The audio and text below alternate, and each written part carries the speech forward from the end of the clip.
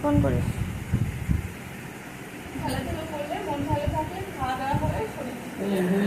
রাখলাম।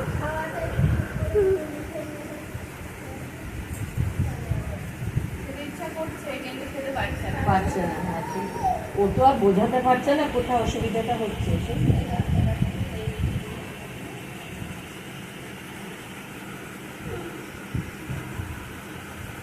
বাবা, কত ফুল, কত ফুল, কত ফুল, কত।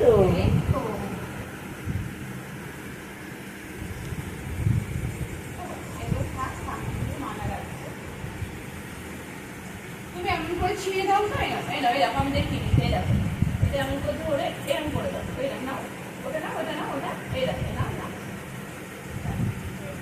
ওটা না, ওটা না, এই দেখো, এই দেখো, এই দেখো পুরো না হাত ধরে হবে, তাহলে কি হবে?